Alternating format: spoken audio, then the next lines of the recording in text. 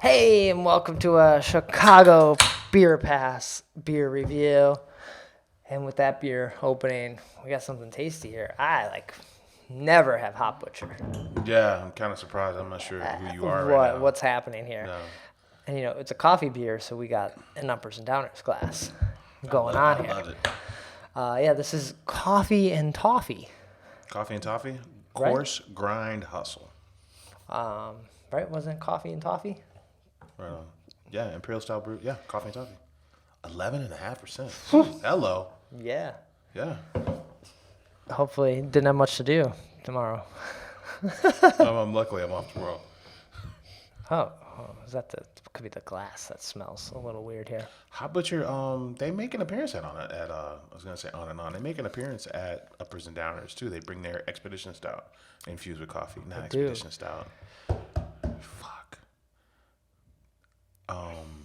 Colombian. Oh, yeah, Colombian Exposition Stout. Okay, that's right. They do bring that to on Uppers and Downers.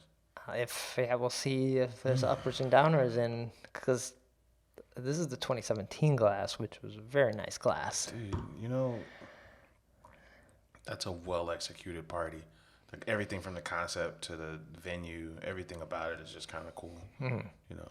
I'm trying to get a taste and a smell here. I feel like my glass's detergent is making this smell weird. Yeah, it kind of smells like it oddly smells like some bourbons I've had recently. Really? Yeah, just kind of like Is there anything else on this? Just Imperial Stout brewed with coffee and toffee. I don't really know. It just says the tasting notes are smooth coffee and cream toffee and sweet caramel. Yeah. Which, yeah, I would usually think toffee is going to taste caramely. I don't know what. Are there non-caramely toffees? I don't know. I always think of toffee being kind of caramely. Yeah. I like kind of the, it's kind of like a breakfast syrup sensation on the nose. Yeah, but not as much as that maple. Deep? The Deep Woods Maple jacket? Maple jacket. That was pancake syrup. Which we may have been too hard on, but yeah. This is. It does.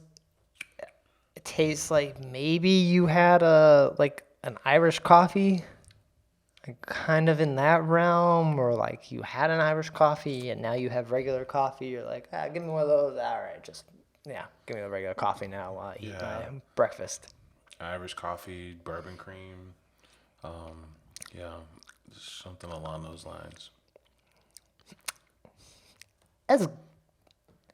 It's good, but I don't necessarily want a lot of it. It's good in the way that one of those little candies wrapped in foil. Is little Christmas candies. You're like, all right, I have one. Yeah. Yeah, some of them are shaped like root beer. The root beer ones are shaped like barrels. Yeah. And then some of them are just chocolate with a little booze inside of them.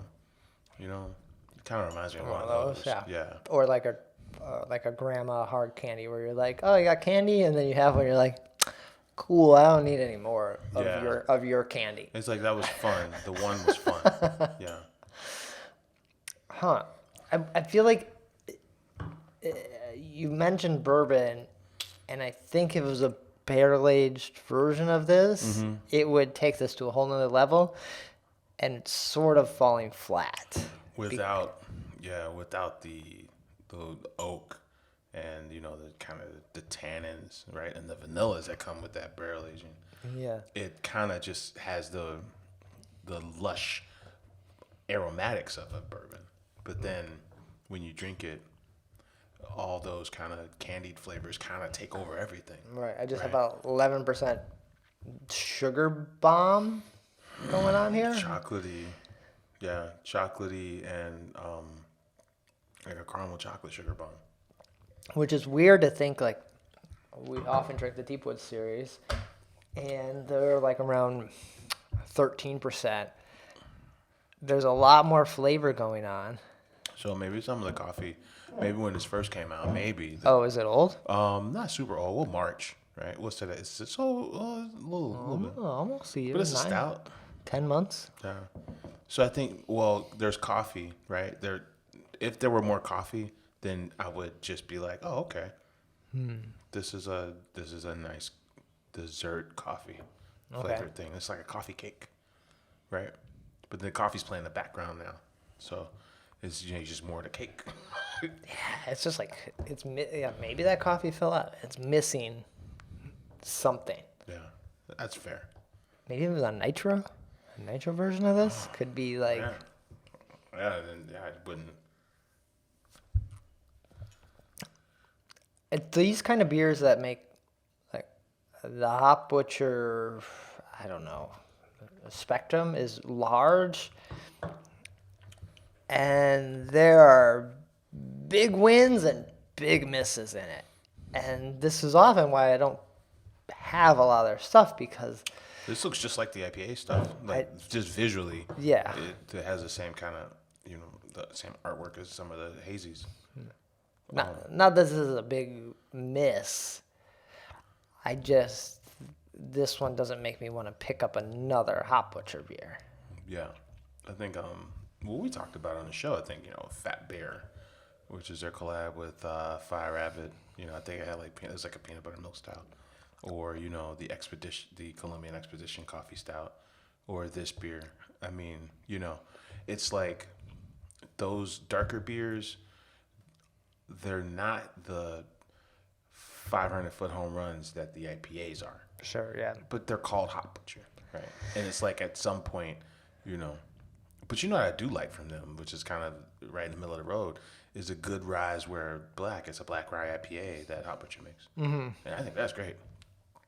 Yeah, like some of the stouts, you're just kind of like, I think, it's just not, for me, all the way, some of their stouts, Yeah, I feel like that's how I feel about the IPAs are like carrying the stouts, where someone like maybe a Microphone, the stouts are carrying their like lackluster IPAs. So it's like Hop Butcher, awesome that you're doing both of this, but you got to fix you got to fix this other part that. That's true. You talk about like in comparison to Microphone, because big IPAs, big hazy IPAs, and big stouts for both of those crews, Microphone and Hop Butcher.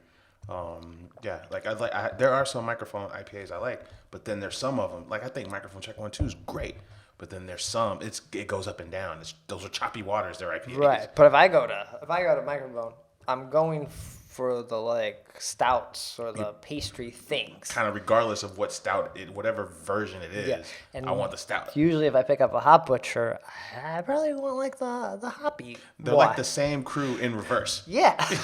It's like you guys just need to like get together and like. And they would fucking crush it all year. Yeah. Best stouts, best IPAs on the planet, all in one crew. That's how I feel about them. So. But at the same time, right? Like, if you're killing it in one, you have to do the other so that you can find your way and eventually hope to kill it. Like right? we did have, we had a Hop Butcher beer. We did a video review. I don't think it was an IPA, and we were like, holy shit, this was really good. Mm-hmm. I don't remember what it was. It wasn't the hot dog. I always think of that. I picture the hot dog one when I think of it, but it wasn't that. I don't remember. I'd have to like dig back in the feed, or if someone comments, they can maybe let us know. It doesn't feel, sometimes it's too sweet and it sticks to your teeth. This just feels like a little too much. It's like sugary sweet. Mm-hmm. I like the other flavors. I just want it to be a little less sweet. Yeah. All right. I don't think we're going to have another video. I don't think this one, the white milk stout with spices, is going to be any less sweet. So. It's like, like they say at Goose Island, who hates all this stuff, is like, somebody needs to do a deep investigation on the Midwest and why they have a sweet tooth. Because the IPAs are sweet and the stouts are sweet, and they're selling like a motherfucker all these sweet ass beers. So. All right, you hold that thought for the next one. All right, take care. Cheers.